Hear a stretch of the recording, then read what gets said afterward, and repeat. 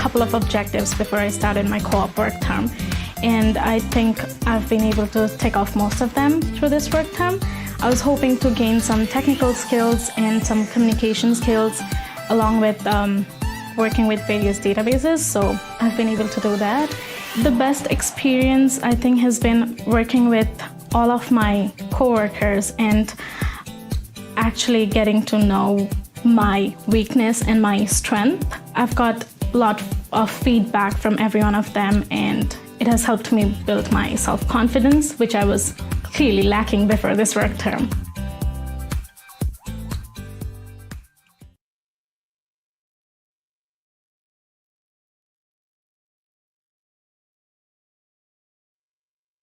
Biggest goal was for doing business was that actually addressing social issues using entrepreneurial action. My name is Evan Choi. I'm in the Bachelor of Business Administration, major in finance, and economics and new venture entrepreneurship minor. I had moved here in the 3rd grade and went through elementary school and high school here in Kamloops. When I was going to university, my younger brother was actually just 1 year old. So being very close to my family, we actually chose for me to stay here in town, and just so I got to know him a little bit more. I actually used to live in the Philippines, and a lot of my family, we had a lot of family businesses and stuff. So since I was younger, I was just surrounded by the entrepreneurship business industry style. So it really interests me, the chaos of business and that the structure of it. I like the understanding the different markets and the different trends that we have currently and how the world is constantly changing. Business is everywhere in any career, every profession, and any type of venture that you have. I chose TRU because I knew that it was a very tightly knit community. Through Kamloops is TRU, TRU is Kamloops. And you know what, we actually became, I feel now that we're more of a university town. They come to Kamloops and they just fall in love with this city. Vancouver is 3.5 hours away. Sun Peaks is 45 minutes away. And you know, we're kind of a hidden gem. Summers are great.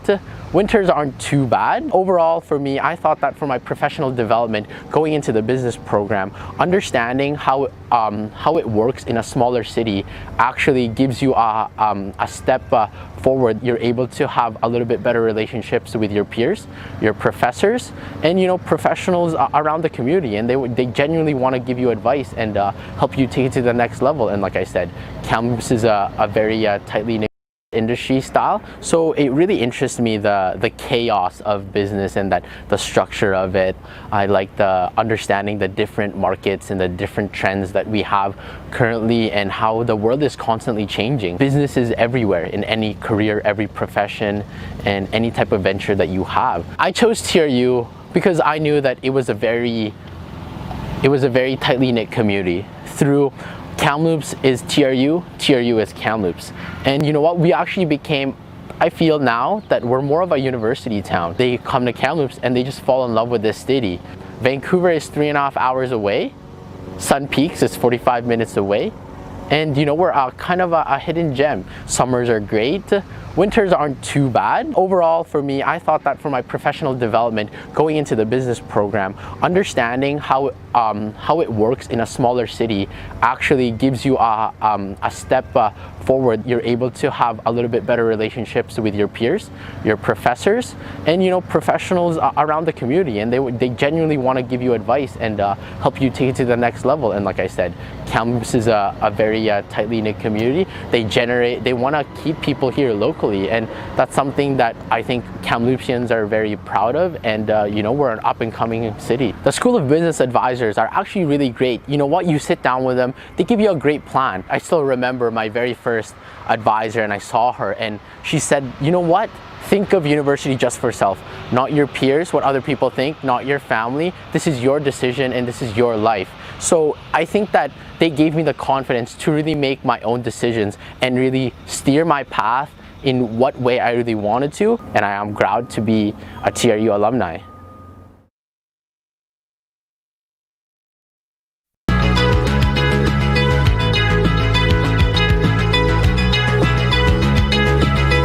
Well, I started welding at the suggestion of my family and friends. Then I realized I was more passionate about business. So I decided to change my career path Now I see myself being a successful entrepreneur. TRU has made that transition easy.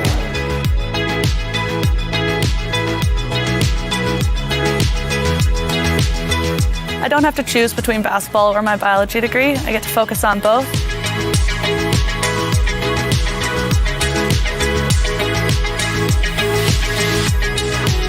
I didn't really want to go to university until I discovered adventure studies at TRU. That changed the whole direction of my life.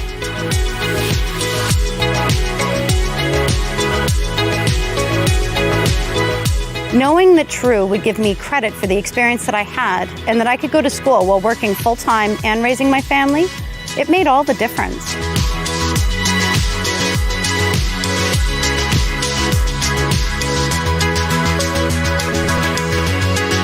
All these opportunities have formed who I am today and where I might go next.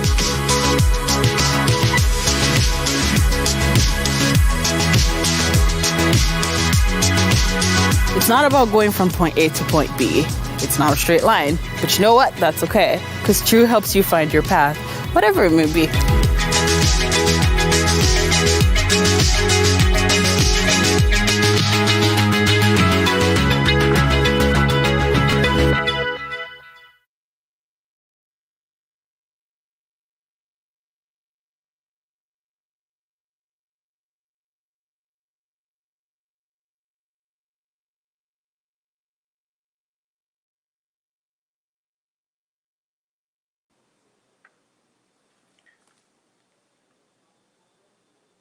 Hello, everybody.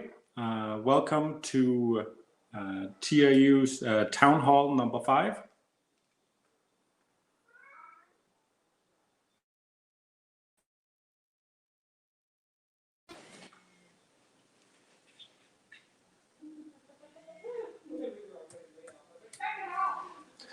Sorry about that. Hi, everybody. Welcome to the TRU Town Hall number 5. My name is Thomas Johansen, and I am coming to you from Kamloops, British Columbia. I will be your host today. First, we will look at some of the updates that that has been happening since we had our last town hall. A lot of stuff has been happening over the last couple of weeks here.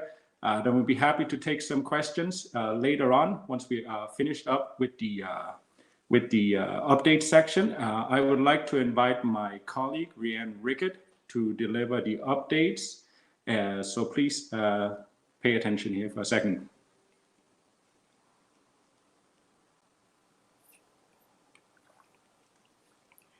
Hi everyone, thank you for joining us today for our Town Hall Forum. I hope you've been well. The fall semester is fast approaching and we want to update you on a few things related to registration and travel that we hope will help you with your plans for fall. By now, we hope that you've been able to submit your study permit application for processing, but we realize that you may still be waiting for an answer. Either way, we would love to hear from you so that we know how to best help you plan and register for the fall semester. We have created a form that will allow you to easily update us on the status of your study permit application. You can access the form through the link on the screen, and you might want to bookmark it so you can easily update us in the future. The link was also included in the email communication that we sent to you earlier this week. If you could, please complete the form today, and anytime you receive an update on your study permit status, including when you apply and when you receive either approval in principle or full approval. The form might ask you to provide documents to show your status, including application confirmation, so please have those ready when you complete the form. Registration for the fall semester is now underway. In order to register, we need you to let us know your study permit status using the form that I just mentioned. And registration priority will be given to students who have already received a study permit or study permit approval in principle. Students who have submitted their study permit application can also be registered once we receive your study permit application confirmation, which you can submit through the same form. If you haven't yet received approval, but you would like to be registered, we may consider registration upon request, but we will not be able to register you if we don't know the status of your study permit. Once we know your status, our academic advising teams will start to prepare a course plan for you and work with our admissions team to complete your registration. Some graduate level programs may require students to self-register, and in those cases, program advisors will be in touch with students to provide instructions once we know your status. Whenever possible, we will try to plan courses that work best with your local time zone. When your registration is complete, the admissions team will let you know, and you will be able to access your course schedule through your MyTRU account. Travel restrictions to Canada are still in place, but there are some exemptions for international students if your travel is deemed to be non-optional. Most of TRU's programs are being delivered online this fall, so travel is not required. However, there are a few programs that are being delivered face-to-face, so travel may be allowed with approval from TRU World. In these cases, you will need to have your study permit approval and a confirmation letter from TRU in order for your travel to be considered by Border Services.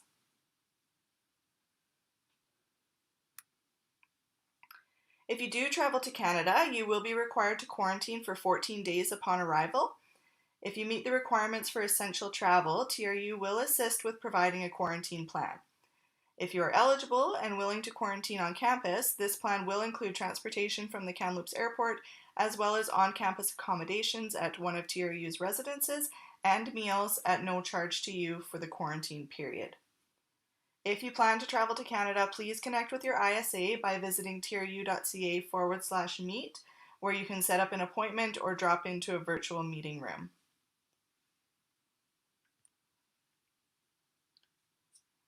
We know that many of you are still waiting for study permit approval and might be getting anxious about registration. So for you, we may allow you to be registered without a study permit, but we want to make sure that you are aware of the risks before you make this decision.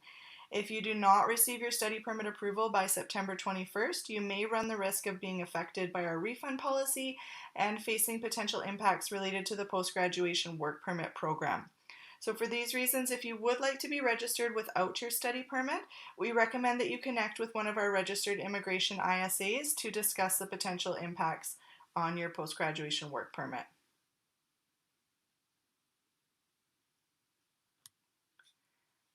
If you're still struggling with your decision to start courses online with TRU this fall, I just want to remind you about our COVID-19 Relief Fund. This package is being offered to new students who applied to bachelor or post-bac diploma programs prior to June the 3rd of 2020, and those who have not received any other TRU financial awards. In order to qualify, you also must have a valid study permit and be registered for at least 3 courses in fall 2020. As we near the fall semester, there are a few deadlines to remind you about. The deadline to submit your English language test results, if required, is August 31st. If you've already done so, you don't need to resubmit those. And if you haven't, you can send them directly to our admissions team as indicated in your letter of acceptance. We do recommend that you have study permit confirmation prior to the start of the semester. However, we will accept your confirmation up until September the 21st. And please mark your calendars for our new International Student Orientation, which is happening on September the 1st and 2nd, and that will be delivered virtually. You can expect to start your classes on September the 9th, and if you need to make any changes, you will need to contact the admissions team prior to September 22nd. Before we move on to taking your questions, I just want to remind you of a few important next steps. I know I've mentioned this a few times already, but it is really important that you keep us updated on your study permit status. So please follow the link and complete this form today and any time in the future that you have any updates on your study permit status. For those of you who have not yet attended our virtual Learning Success 101 workshops, please note that you are required to attend the session to prepare yourself for Fall 2020's virtual delivery. We have already sent you an email and the upcoming workshop schedule, but if you have any questions, please contact Marissa Krenzler directly. And once again, if you have any questions related to registration, post-grad work permits, or if you need some information on the fall semester to support your decision making, please connect with us. We have set up a virtual office for you to drop in, or you can also set up an appointment at tru.ca/meet. Thanks everyone, and good luck with your plans for September.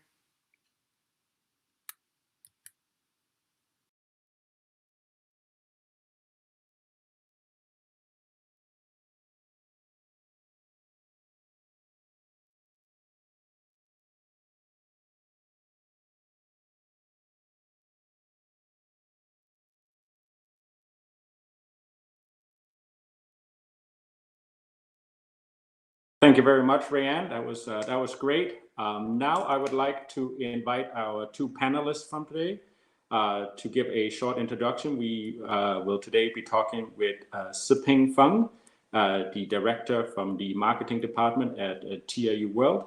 We will also be talking to Ruben Onyango, who is with our international student advisor team, where he is the manager. He is also one of our registered immigration consultants, so he is a great resource when it comes to immigration questions. We will open it up for questions as well, but first I would like to introduce our panelists to quickly introduce themselves and share some words with us. Siping, would you go first? All right. Good morning, everyone, and good evening. Today is July 29th, and it's good to see everybody again. And I can't believe that the new semester is just 1 month away, a little bit longer than 1 month, but we will calculate as 1 month away, and we're very excited. I know many of you still have questions, and there are still lots of unknowns. But I want to be here with you. We are very happy to be able to speak to you, and we will answer your questions. We're together in this, and we'll get you to have your journey started very soon. So it's good to see everyone. Thank you, Siping. Ruben? Hello, everyone, from wherever you're joining us today.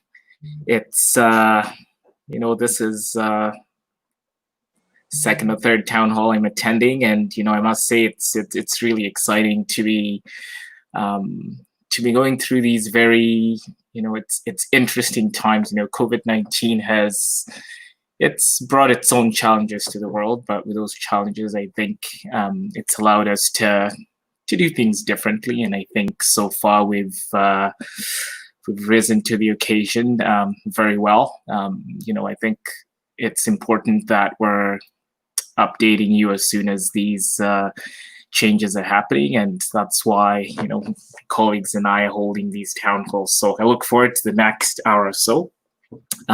Let's stay positive throughout these times, and let's look forward to making the best out of what is not a very ideal situation. Thank you. Thank you, Ruben. So everybody, the questions, you can now submit your questions. If you're having trouble submitting your questions, please refresh your page, and you should be able to submit your questions. But we do have a couple of questions already have come in here.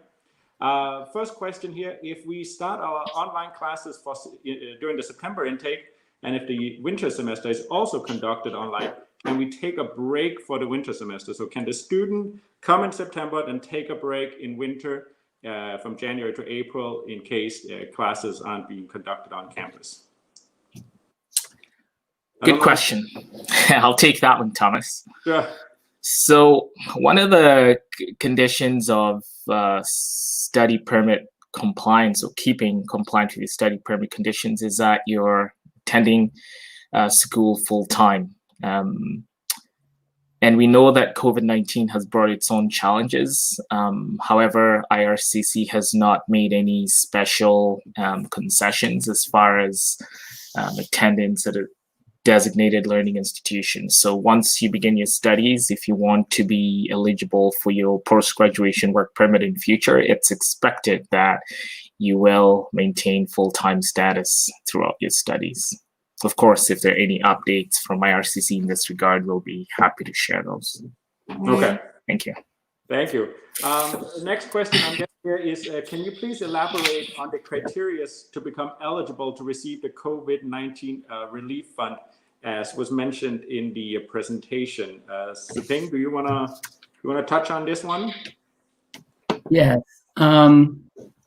The condition to be eligible for the COVID-19 relief fund has not been changed.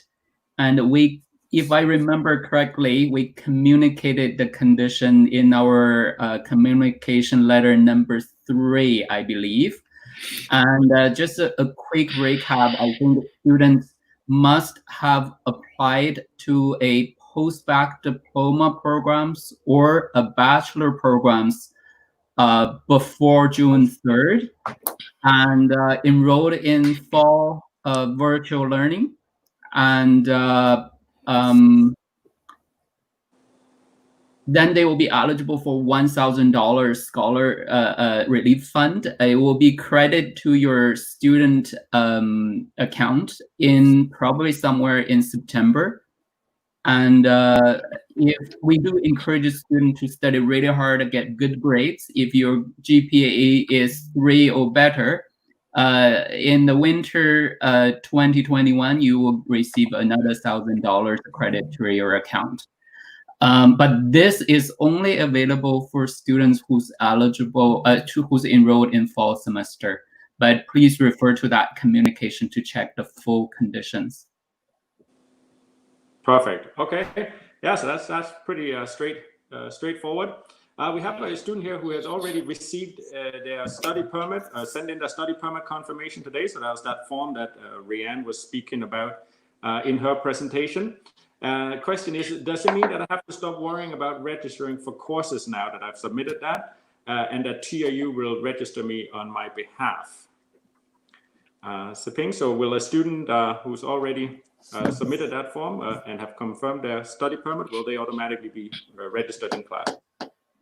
The answer is most likely yes. And if you're listening now, this is very important. We have been trying very hard to reach out to you, to speak with you, to give you the information. And we want something in return. What is the return? Is you need to read that email communication and click that form, update us with the right information.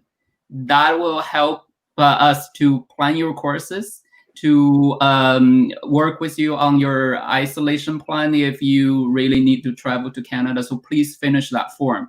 And for you, if you have done that, you confirmed you either received your study permit or you have applied for your study permit. On that form, there is a special group of students.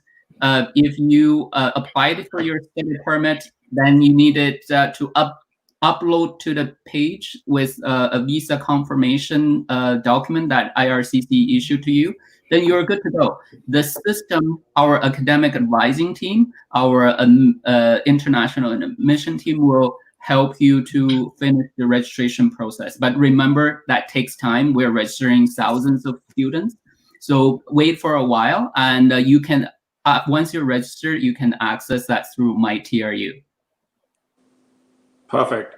Yeah, I was getting a lot of questions here around the winter semester. And one question is, will the winter semester be virtual? And then if the winter semester is virtual and the student doesn't want to do another semester virtual, can they go for a refund for the winter semester? So I imagine whether or not winter is virtual is really anybody's guess at this point, or do you guys have some feeling one way or another? That is a very good question, and that's a very valid question. Until now, that TRU has not made any official announcement about a winter delivery mode. The reason is not TRUs cannot make a decision, is TRUs really following the government's guidelines, and the provincial government and the federal government will provide continuously guidelines to institutions on how to make sure we have an environment that's safe for students to study. So the short answer is no decisions being made. Will there be a possibility that course will still be virtually delivered? The answer is yes, there is still a possibility. So student, I would suggest you plan long-term, and that's all hope for the best to happen, but we do need to plan long-term. Got it. Okay. Again, a lot of questions around the study permit here and what happens in different scenarios. So one of the scenarios here is the student gets his or her study permit in August. At the same time, the travel restrictions would be lifted, say theoretically. Will I be able to travel to Canada for my online classes in fall of 2020? So we're getting into August here. Travel restrictions are lifted. Student gets the study permit at the same time. Would they be able to come on over to Canada and do their online classes here? Ruben, you want to jump in on that one? Yes, sure, Thomas.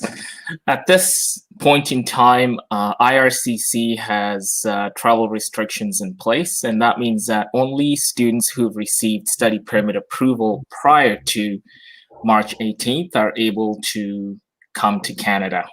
So that means that anybody who got study permit approval after March 18th is not able to travel until IRCC amends the travel restriction. But right now, there's been a recent change where the study permits are being approved in a two-step process, and IRCC put some notes in there advising students to get everything in so that when the travel restrictions are lifted, then students are able to travel to Canada. So if we read between the lines, I think that's good news. But all you need to focus on now is submitting a full application. And when the travel restrictions are lifted, we'll advise you whether you're able to travel or not. All right, excellent. By the way, I really like that positive thinking. Hope that will happen. You know, in August, you receive your study permit, also the travel restrictions lifted. Hope that will happen. But that's monitoring the situation. Thank you for that question. Yeah. For sure. Yeah, thanks, Ruben. Back to the COVID relief fund.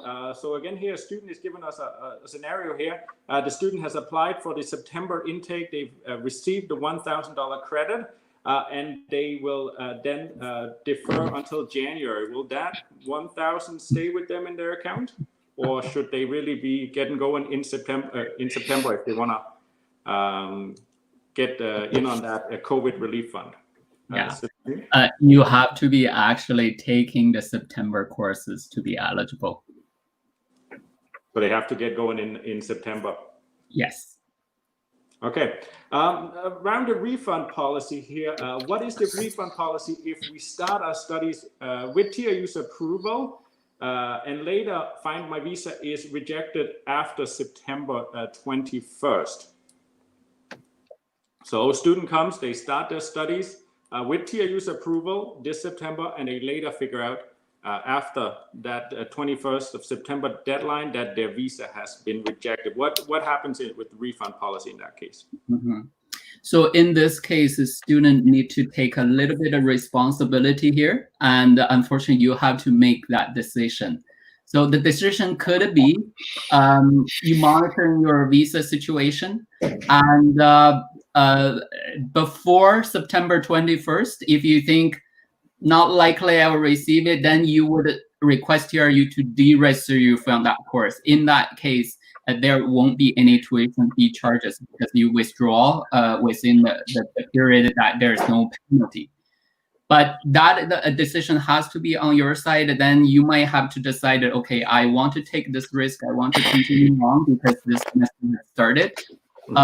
In that case, you can continue on, but there won't be any tuition refund after September 21st. So that's a decision, unfortunately, you have to make. But knowing that even you continued, you can finish the program with valid credits. You already earned a credit. Even in case your visa got rejected for whatever reasons, you can come back to the visa officer, say, you know what, I have shown, even you reject me, I finished my course virtually and I earned the credits. This will be my document to support my next application, because you can always go back and reapply for your study permit again. So it's a decision, unfortunately, you have to make, but hopefully you will make an informed decision. Thank you. Got it. Perfect. Another question here around course registration and study permit and filling out the form. So a student is asking, I did not get an email confirmation for my fall 2020 course registration. I've already updated my study permit. How do I know if I am registered for classes? And here, I guess the obvious answer would be to log into my TRU to check your courses. Would that be your guys' suggestion as well? I'll jump in there.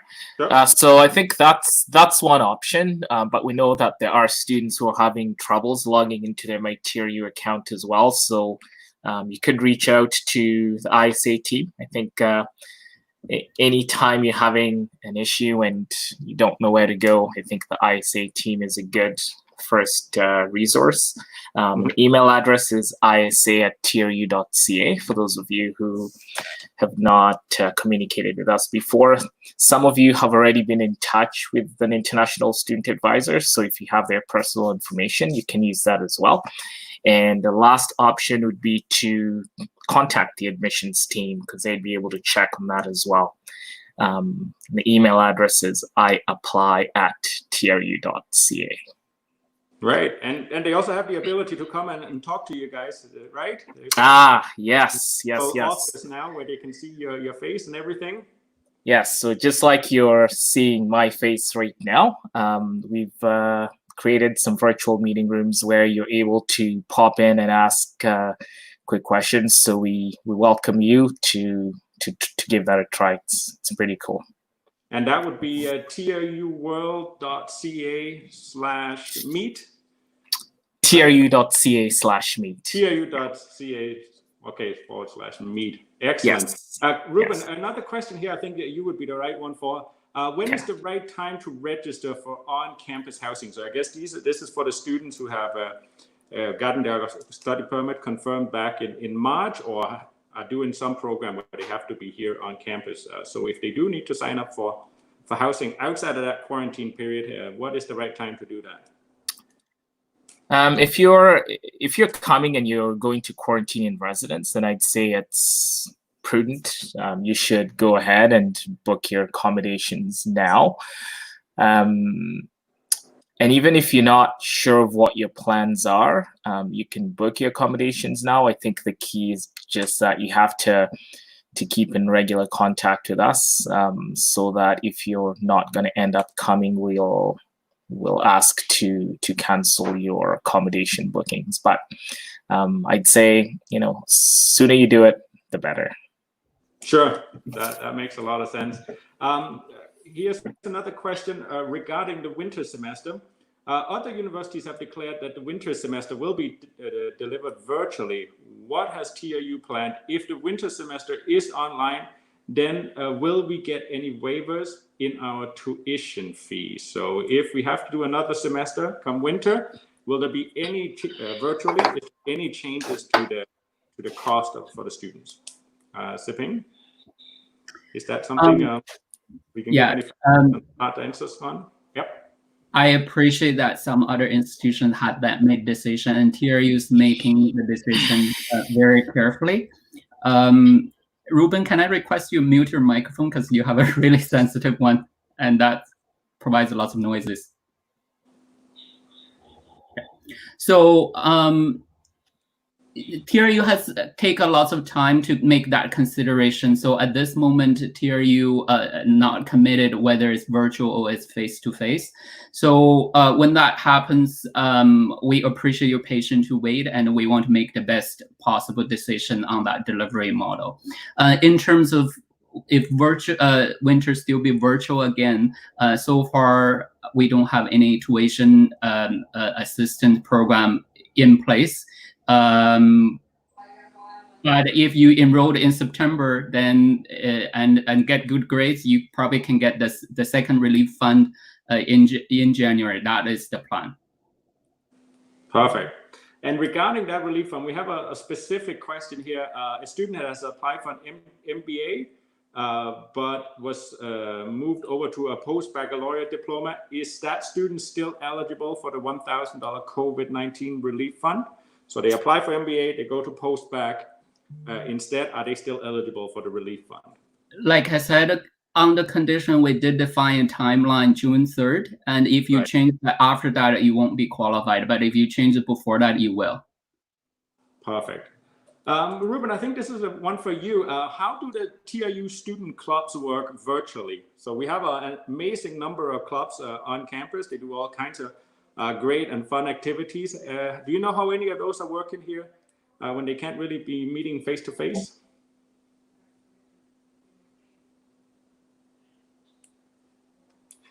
Ruben, you need to turn on your mic again. There you go. All right. So clubs at this point in time are,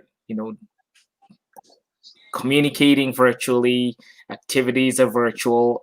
So, for example, yoga, if I say a yoga club, they still have classes, they still have workshops. It's just virtual. So you have, an instructor on one side and participants on the other. And many clubs are doing the same thing. It's not the exact same experience, but it's a good workaround to keep students engaged at this time. And, as more time passes, I think everyone is learning new and more exciting ways of doing things. So the clubs are still active though, so that's a good thing. That's great. For those of you out there who who missed out on our faculty sessions, that's a great way to also see how you can interact with your fellow students throughout doing your classes and how they will be conducting them online. So you can always go back and see one of our previous town halls if you want a little bit more information on how we run our classes during all of this. Next up here is a question again about course registration for the fall semester.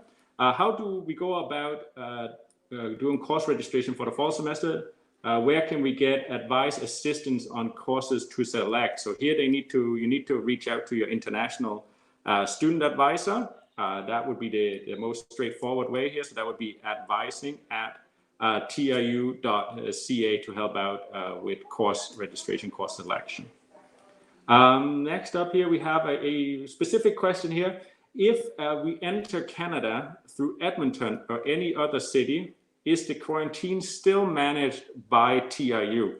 So a student comes in through one of the large airports in Edmonton or Vancouver or so on, and then move on to Kamloops after that. Will the quarantine still be managed by TRU?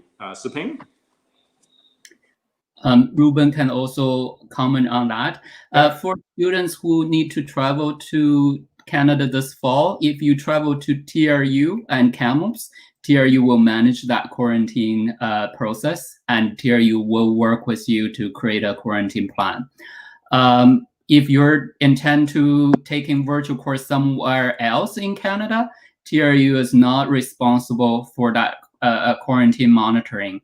However, you can still speak to your international student advisor through the virtual meeting room and discuss that situation. They may give you some advice, but to be clear, TRU is not monitoring your quarantine plan when you're not residing in Kamloops. Got it. Okay. Here's I think a question for you, Ruben, as it pertains to the post-graduation work permit. Say I complete 1 year or 2 semesters of online classes, and later the third semester is also online. How will that affect my post-graduation work permit eligibility? So they do a full year, and then they figure out a third semester is also online. How will that affect their ability to stay here in Canada for 1 to 3 years on that post-graduation work permit? It's actually a great question. At this point in time, IRCC's regulations are that you cannot complete more than 50% of your program online, or in this case, from outside of Canada. So until those regulations change, going over the 50% threshold will impact or may impact your post-graduation work permit eligibility. Again, this is one of those things that keeps changing, and I think depending on how the COVID pandemic progresses over the coming months, we should expect that IRCC will make an announcement about it, because I know this is a question that's top of mind for many students and institutions as well. Makes sense. We got another couple of questions here around IRCC. So we'll just stick with that topic for a second here. How can I know how many days it will take for IRCC to give my results regarding my study permit? How long it's gonna take? Is there a way of knowing that? So since the COVID-19 pandemic, this is becoming a very common term. Since the pandemic affected IRCC operations around the world, the processing times that are posted on the website are not that accurate.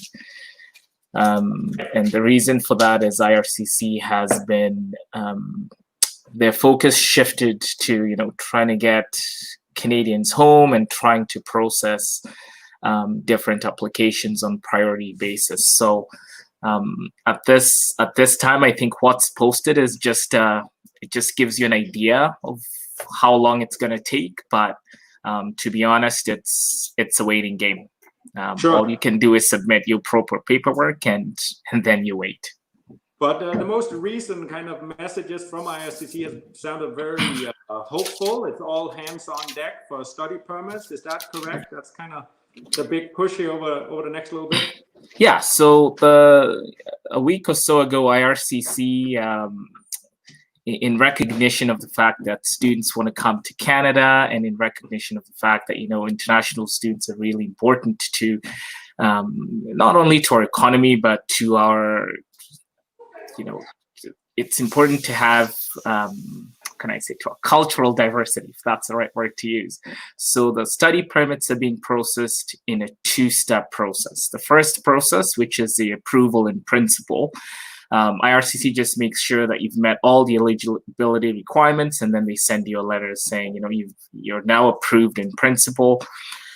And then the second stage is where you have to still go in to complete your biometrics, your security checks, and all that. But I think they want to get things going, and they want to get things going quickly. So again, just going back to letting you all know that yes, you can submit minimal amount of documents to get the approval in principle sorted out. But if you want to get your application approved in full, to get final approval, please submit all your documents. And the good news too is that, I was just speaking with a student yesterday, and it seems that biometric collection centers have started to reopen again. So that's really positive. Yeah.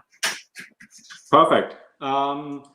So if in case the student does get a rejection from IRCC, is there any support from TRU in that case?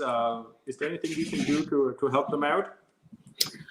So of course we want to help students as much as we can. Sure. And applications submitted outside Canada, it's a little bit different than applications submitted in Canada. So I think we like to deal with these on a case-by-case basis. But the bottom line is, if IRCC rejects your study permit application for any reason, they'll always outline why you did not qualify for your study permit. So if you have questions about that, of course, we're more than happy to help you. And depending on the reason for your refusal, there are different suggestions we may offer. So yes, reach out to us, please. If you're having any issues even with the application, or you've applied and you've received a negative decision, we're here to help you if we can. Perfect. A couple of questions here around refunds and deferrals. What if our permit is rejected after deferring? Does the same refund rules still apply? Siping, do you want to jump in on that one? Yes, the same refund rule apply. For example, if you deferred and got rejected again, TRU will refund the tuition you've paid with $200 administration fee deduction. But we really hope that everyone gets their study permit, not refusals. Perfect. Yeah, so that would still apply. Yeah. So how much? Another question here is, how much of the fee is refunded if we want to refund before September 21st? So I guess that's the same scenario there. Everything minus the 200. Only if you have received a study permit refusal, that's refundable. If you just simply change your mind, unfortunately, that is not refundable. You can defer, but that's not refundable. Refund tuition, we need a visa refusal. Got it. Perfect. Back to the accommodation here. Is there accommodation for a student with family on campus? So I guess that could be a little bit tricky here with the whole COVID situation. Well, is there something we can do for a family coming over? So at At this time, we have one residence on campus, East Village, that is able to accommodate families, but again, it's limited amount of rooms, first come, first serve. So that is our preferred accommodation for students with families. But in case students are not able to get a room at East Village, then we'll work with them to find suitable off-campus accommodation. So all we ask is that you reach out to us, and we'll be able to assist you as much as we can. Got it. So we do have a number of courses in the fall that will be will be on campus. How does a student figure out whether or not that applies to their specific program, whether it's virtual or it's face-to-face? And if it is face-to-face, what does TRU do to help in that scenario? What does that letter look like that they can take with them when they cross into Canada? Yeah, I can answer that question. The email communication number 7 you all have received, and we developed a form for that. If you click on that form and choose the option, I want to know whether I need to travel to Canada this fall, then the form is smart enough to give you a list of programs that is offered face-to-face this fall. So please use that tool to help you to get an informed decision. And the student have asked very good question is, will TRU provide a supporting letter to prove that you're actually have face-to-face and have an essential reason to travel to Canada? The answer is yes. We are just working on that documents. The reason it takes a bit longer was because we wanted to make sure that document is in best alignments with what the border officer would like to see. So it takes a little longer for us to prepare. But my understanding is almost ready. It will be sent to you probably in early August. You will receive that document if you have course are delivered face-to-face this fall. So be a little bit patient because we want to do it right for you. So you won't have any trouble with the border agency when you enter the Canada and get to the airport. Thank you, Seping. Ruben, I don't know, so that letter is one piece of the puzzle, correct? There is another piece which would be the quarantine plan. Is that something you can speak to a little bit? And how that's going to look like? So that letter in particular by itself? Yeah, so the quarantine plan itself is basically us letting students know what the process is gonna look like for them. So, we're asking that you have study permit approval, and then we're asking that you have courses that are being delivered face-to-face. So, the requirement for coming to Kamloops is that you will quarantine at the residence and you will commit to living in residence for the fall semester. So that being said, we'll provide you meals during the quarantine. We'll provide you with a safety kit, so to make sure that you're monitoring your health. You'll have daily check-ins with your international student advisor, and you'll also have access to TRU supports like wellness and counseling. So I think a follow-up question that students might ask is, why are we being required to quarantine in residence? And I think the key point here is the COVID-19 pandemic it's not going anywhere anytime soon, it looks like. And we have to do our part not only to protect you, the students, but I think we have a duty to protect the Kamloops community as well. So, the residence is set up in a way that, we can monitor things 24 hours a day. And if anything needs our attention, then we're able to address it right away. So it's, for one, we're looking after your best interests. And the other side of it is we're looking after the community we live in. But the quarantine plan is posted on the TRU website right now. The web address is tru.ca/quarantine. So students can have a look at it. And if they have any questions, again, please contact your international student advisor. We'll be sharing this by email and in our coming communications, but that would be a good place to look at it for now. Thank you. Perfect. We are getting a couple of different scenarios here around study permit.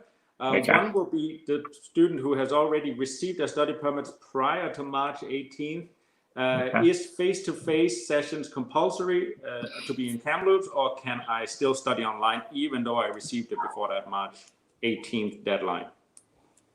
Ruben, do you want to touch on that one? Or I don't know if I got the entire question correctly. So this is a student who received study permit approval before March 18th. correct. But Is it compulsory to be in Kamloops, or can they still be back home doing the online learning? good question.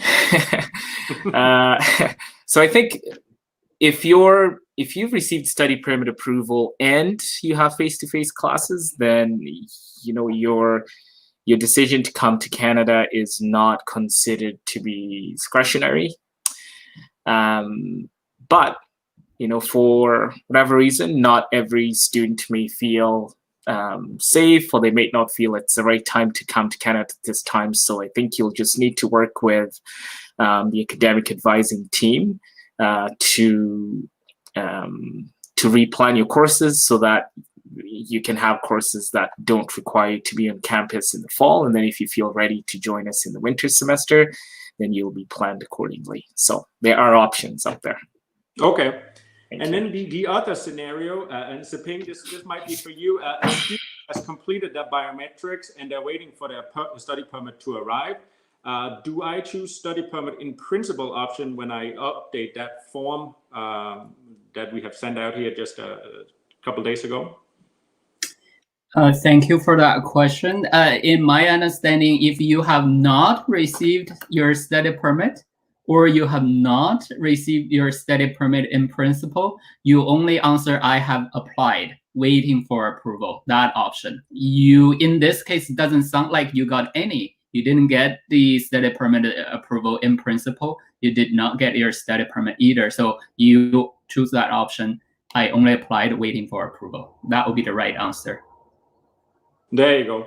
Okay. And remember, you can come back once you receive some sort of approval. You can enter that form again. That form is designed for you to repeatedly update us your information. If you get a new updates on your visa, or if you get new decisions, you can go back to that form and try to input it again. So that's why the beauty of that form is they can keep collecting information and give you the right answers. And some students also asked about, what if I studied the third semester in my study? Go back to that form, try to play a different scenarios. That form will give you some good ideas how that's going to impact your post-graduation work permit.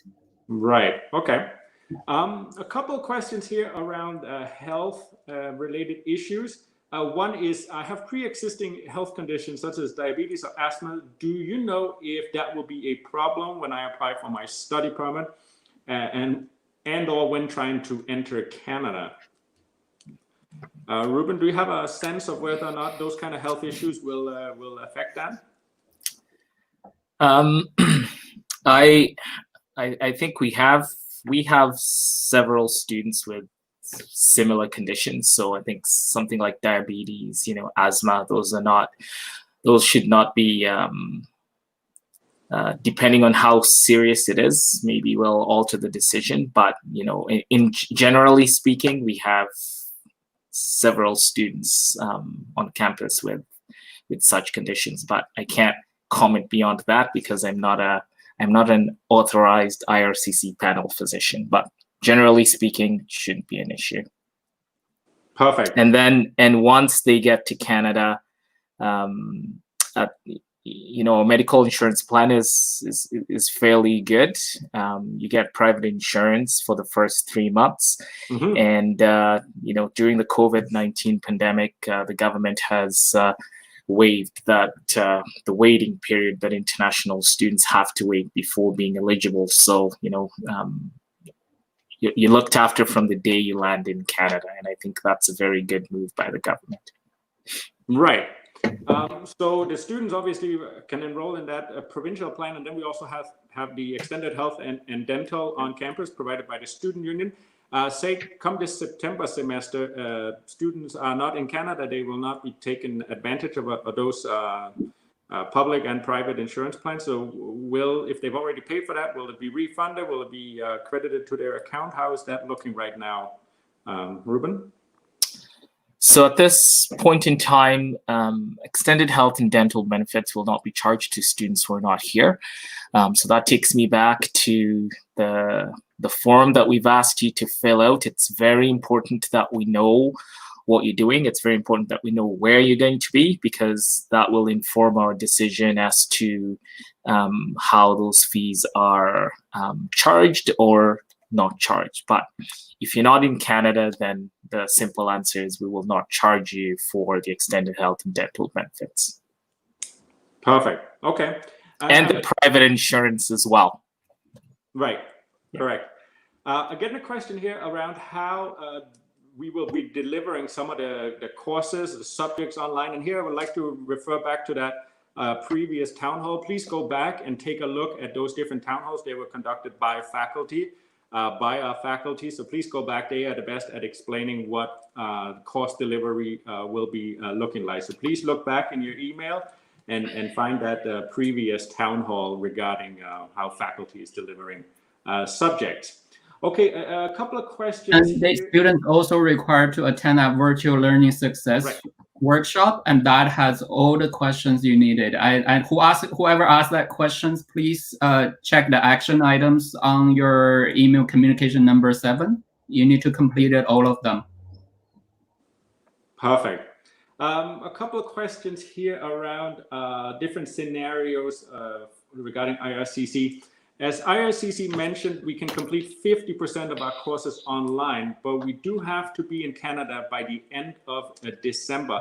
How does that affect our post-graduation eligibility if we cannot travel to Canada before that? Does that make sense, Ruben? I think I kind of got it. So this is a student who is worried that they will, if things don't work out in the winter semester, they will complete, they'll go over the 50% threshold. That sounds about right, yes. Okay. So I'm guessing then this is, I'm guessing though this, that would not be possible unless this is a student who studied with us in the summer. So they took the summer semester and then they're taking fall, and this would be a student in a 2-year program. So a student who's studying in the fall, ideally, unless they're in a 1-year program, they should be able to take at least fall and winter and not worry about going over the 50% threshold that would impact their post-graduation work permit eligibility. So the key right now, I think, in all scenarios is if you're going to go over the 50% threshold, IRCC has not made any concessions regardless of where you're going to be taking your studies from. So we have to wait for the updates for right now. But as it is right now, you cannot go over the 50% threshold for the online or virtually delivered classes. Okay. So what that means, I want to emphasize on that. It seems like students are a little bit confused. The formula will be, if you're doing a 2-year diploma, for example, postbac or undergraduate or master's, the number of virtual learning you can do is 2 semesters. And if you are doing a degree program, the number of virtual learning you can do is up to 4 semesters. You will still be eligible for post-graduation work permit. Again, go back to that form, put your scenarios in, and the form will tells you, explain how that impact your post-graduation work permit. Again, if you're doing a 2 diplomas and you did 2 semesters virtual learning, it's okay. Perfect. A couple of questions here around how credits work and kind of what the minimum number of credits a student need to be taken. So one of the questions was, do I have to, is 3 credits the only option for me? Ruben? So I guess that's the minimum threshold, right? For the minimum threshold depends on what kind of student you are, right? So Graduate level students full-time is 6 credits, and every other program is 9 credits a semester, right? So typically you're talking about 2 courses for a graduate level student and 3 courses a semester for every other student, undergraduate students, diploma students, post-bac, 9 credits a semester. That's the minimum. I guess another question here is, how are credits and courses divided over a period of a 2-year diploma? And that could be a little bit tricky to say, depending on whether or not the student will be attending the summer session or not, or whether they're taking a chance to do full-time work. So I guess that's a little bit tricky to give a hard and fast answer for. Yeah, I mean, it's the beauty of the Canadian system is it's very flexible, right? I don't know about a lot of you, but I came from an education system in Kenya where you go in as a cohort and you finish as a cohort. But in Canada, there's so much flexibility. So a lot of you will come in together. You'll study in the fall. Some of you will join us in the winter semester, but you will, at the end of the day, you will graduate, but how you get to the end will be different. You will not necessarily take the same courses every semester. Some students will be full-time, some in the summer, some will choose to work in the summer. So yes, it's a 2-year program, for example, and if I say there's, say, 20 courses to finish your program, some students will do that in 2 years, some students it'll take 3 years. But at the end of the day, remember, it's still a 2-year program for your post-graduation work permit eligibility. But got it. So Siping, have we started seeing those visas in approval? Have they started coming through? Have we seen any of that 2-stage process? Not a lot at this moment, but I also understand in IRCC, the immigration office, they are facing a major process changes. They also probably wanted to make sure they absolutely prepared so everything will be correctly delivered. But we do expect that there will be lots of results coming out, or visa approval in principle coming out in August. And I also saw some questions for students. If you're worried about your biometrics, not to worry about that now. That's not your concern.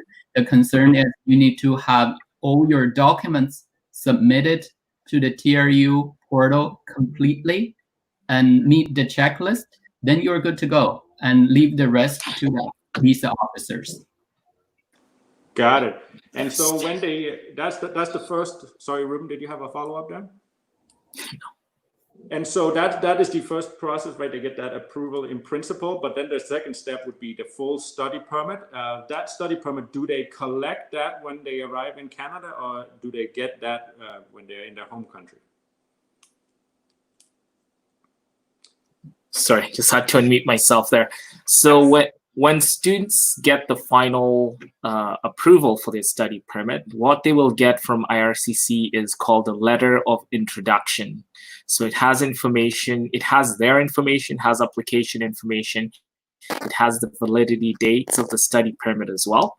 So with that document and a visa or an electronic travel authorization, where eligible, students will travel to Canada, and then when you meet the border service agent, you will exchange a letter of introduction and they will give you the study permit. So all you get before coming to Canada is a letter. The study permit is issued upon arrival in Canada. Got it. Thank you. We're getting a couple of questions here around the Master of Data Science. One of the questions is, can I defer my start to the Master of Data Science? So this is one of the programs that will be delivered on campus. Siping? Master of Data Science, you cannot defer. The next intake will be September 2020. If you cannot enroll, then you need to reapply for September 2021. There isn't a deferral process. Student has to reapply. Got it. Also, a student that, say, defers for a program that does have a January intake, so they bump it from September to January, will they be issued a new letter of acceptance? Or will they be issued a new LOA? Is that a requirement? Yes, so International Admission Office has collected some deferral requests, and we haven't processed it because we wanted the students to wait and get a accurate estimate of whether they will receive their study permit for September or not. So we didn't process that request just yet. But in case the students are eligible for deferral, and admission will be issuing a new document that indicate the right starting semesters and dates. Got it. One question here around off-campus housing arrangements. What happens to a student who's already paid a deposit for an off-campus housing arrangement? Is there any suggestions that we can give to them? So that would be they're likely out in a private townhouse or apartment or something like it.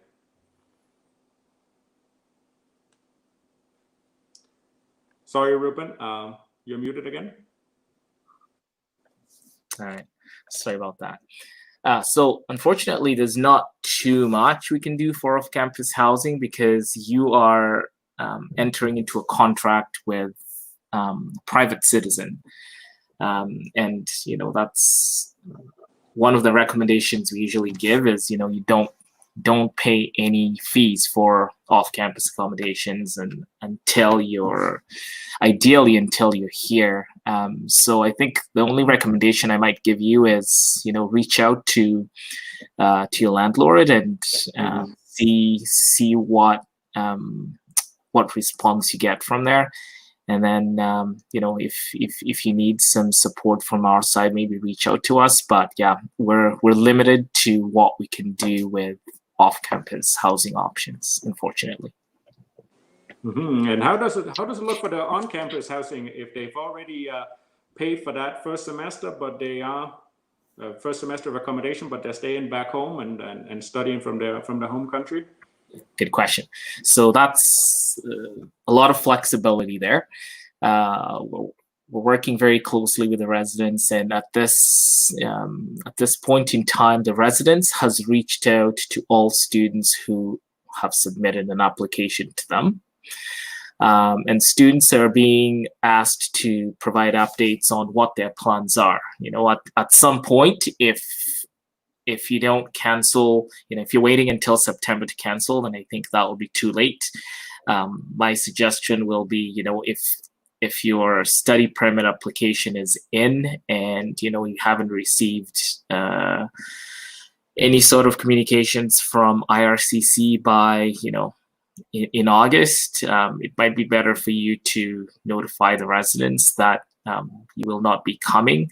We can always go back and sort out your accommodations if things change later in August or even in September. But I think the key point here is if the residents reached out to you, please reach out back to them. And if we have reached out to you, for those of you who applied through us, please respond to our emails. We're very flexible when it comes to the on-campus housing options. Thank you. Right. Okay. Another question here around the course registration. We're getting a lot of those questions. Here's a question. I haven't gotten any updates on my course registration. Should I be worried? I have confirmed my study permit. So this is obviously something people are worried about. Siping, so they have confirmed. No, you have done everything right, so no need to be worried. Our academic advising, remember, they have thousands of students to register, so it's just take a bit time. And if you have not received anything or see anything in through my TRU by mid of August, please reach out to your ISA and we'll double check if anything is okay for you to be registered. So I would not worry about it, and thank you for doing the right thing. Perfect. But really, filling out that form is a vital step for us to be able to register you. So please do keep an eye on that. So we're not really getting many more questions here. So if you guys have some finishing remarks, I would like to invite you to share that with the students. Ruben, you want to go first?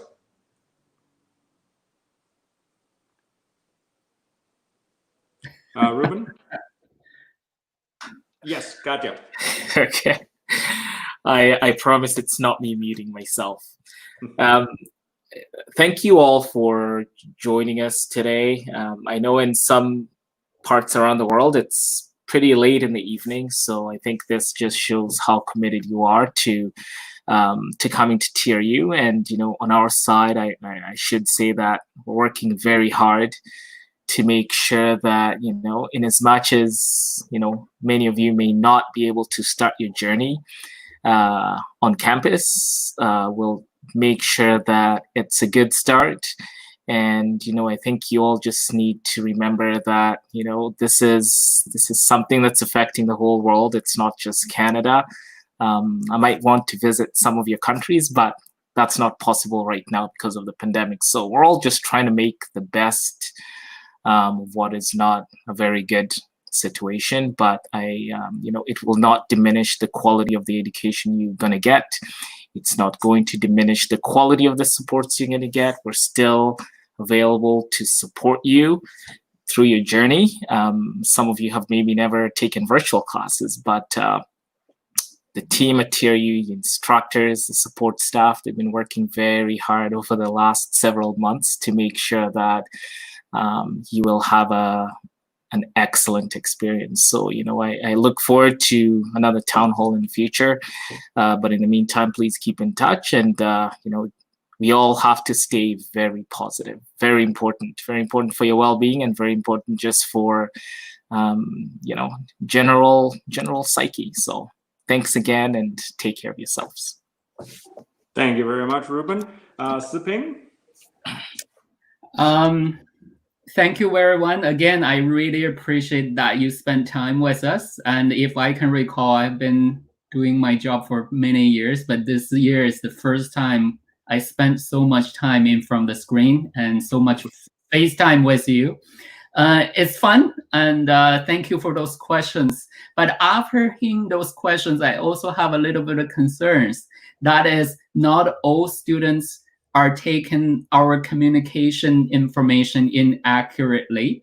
So if I can remind you is, number 7 communication, you have all received it. Please read it through. And that answers your question about your registration, answers the question about quarantine, provide a form to keep us updated so we have the most up-to-date information to assist you. It's very important. Go back to number 7, read it through. It has very valuable information for you. And update us with your information. Click on that link, provide your updated information, and go back to that form. Repeatedly give us feedbacks when you have new updates. It's very important. If you don't do that, then we don't have the most accurate picture of your situation. Therefore, we won't be able to make the best plan for you. So it's very important for you to use that form and keep us updated. And very importantly, too, is I know that you still have lots of questions, even though we try to answer it because, we try to answer in a short period of time, we may not be able to address it all. Guess what? You can meet us in person as well. On that email communication, we include the link, tru.ca/meet. You can go talk to your advisors in person, one-on-one. That way, all your questions will be answered. So please take advantage of that. And also, the virtual learning workshop is very important. If you want to feel like what's the online learning feels like, how does that work? Guess what? We already provided a workshop for you, and it's free. You just need to take some actions, join that workshop. And many students, hundreds of students already done that. And we're running one this week again. If you haven't registered, register yourself and get a real feeling of what's online learning feel like. So in all of that, you will be fully ready for your September. You will be supported by us, and you will be connected with us through the modern technology. So we look forward to hear from you. And thank you very much for your time. And let's the journey begin. Thank you very much, Siping, and thank you to everybody who tuned in today. Thank you, Ruben, and yes, please take your next steps, and we'll see you at the next town hall. Thank you. With the mindset that this is going to be a successful journey. Never feel that pressure on the first day that you have to know what you want to do right then and there, because you'll change your mind all the time. Go to class. That's always a good thing. TRU actually offers a platform for everybody to showcase whatever they know.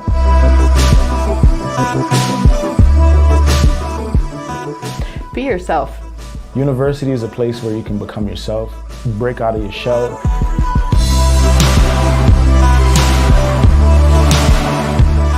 Actually, my biggest advice is to talk to your teachers. Don't be afraid of us faculty. Come and see us. Oh, don't be afraid to talk to people. Just talk to anyone, because there's everyone in the same position as you are.